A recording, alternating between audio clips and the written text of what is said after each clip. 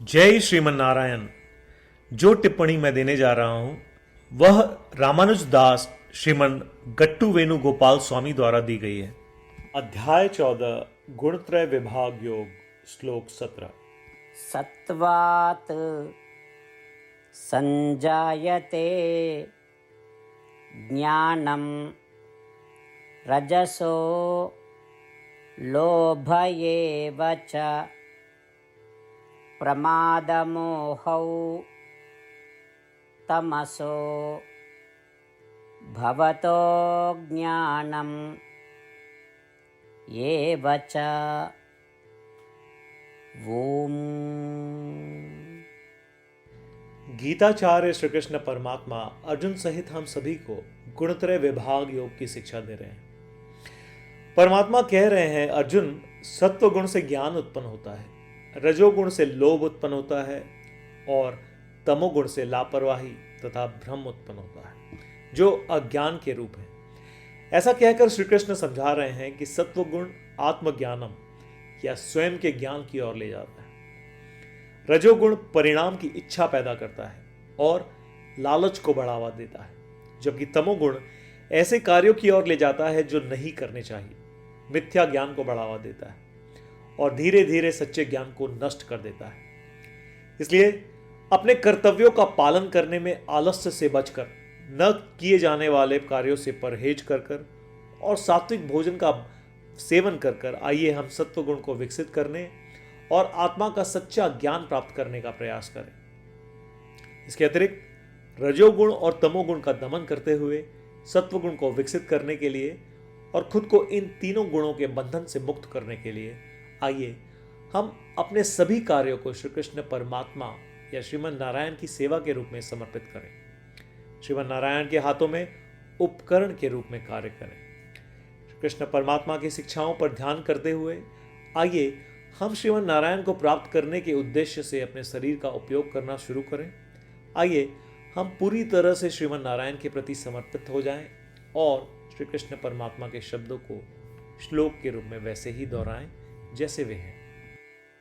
सत्वात् संजायते ज्ञानं रजसो लोभ एव च प्रमादमोहौ तमसो भवतो ज्ञानमेव च। श्रीमद् भगवद गीता का संपूर्ण सार श्री कृष्ण परमात्मा द्वारा अध्याय 18 श्लोक 65 से 70 में 8 कार्य करने के लिए दिया गया है। श्री कृष्ण कहते हैं, मुझे वे लोग पसंद है जो इन 8 बातों का पालन करते हैं। मैं उन भक्तों की हर प्रकार से रक्षा करूंगा।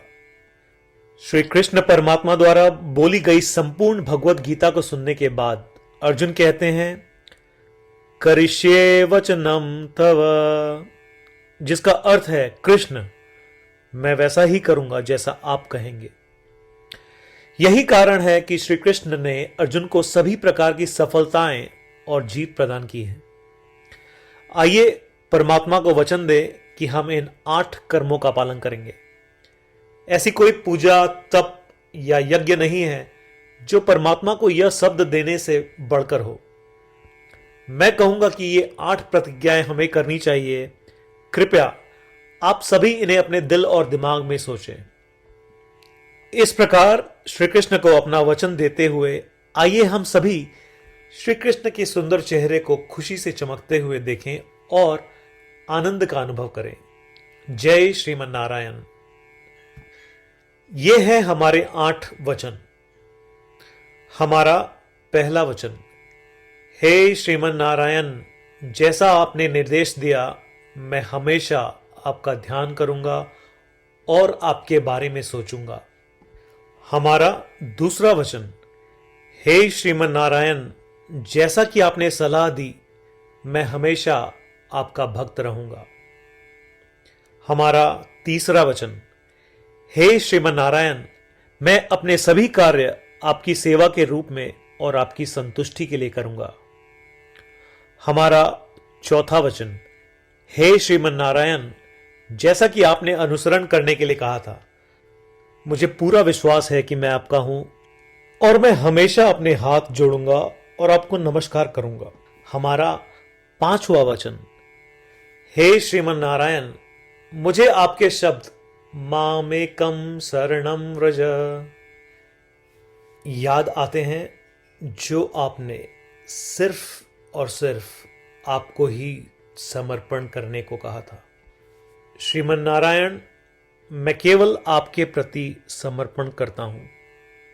हमारा छठा वचन, हे श्रीमन नारायण, मुझे आपके शब्द मां शुचः याद आते हैं कि आप हमें शोक न करने का आश्वासन दे रहे हैं। मैं अब शोक नहीं करूंगा।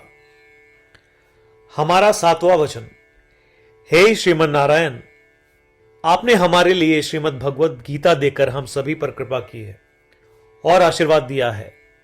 मैं कम से कम एक श्लोक पढ़ने या सुनने का वादा करता हूं। हमारा आठवां वचन, हे श्रीमन नारायण, आपने सारी मानवता को गीता प्रदान की। मैं गीता में आपके दिव्य शब्दों को उन भक्तों तक फैलाने का प्रयास करूंगा जो गीता से अपरिचित हैं। हमने अभी अभी परमात्मा को 8 वचन दिए हैं। प्रतिदिन श्रीमन नारायण को यह वचन देना कि हम वैसा ही करेंगे जैसा वे कहेंगे, अपने आप में एक महान पूजा है। आइए हम उसे अपने अटल विश्वास के साथ अपना वचन दे। श्रीमन नारायण करिष्ये वचनम तव, जिसका अर्थ है, श्रीमन नारायण, मैं आपके निर्देशों के अनुसार कार्य करूंगा। सर्वम श्री कृष्णार्पणमस्तु। जय श्रीमन नारायण। सत्वात् संजायते ज्ञानं रजसो लोभ एव च प्रमादमोहौ तमसो भवतो ज्ञानं एव च। ॐ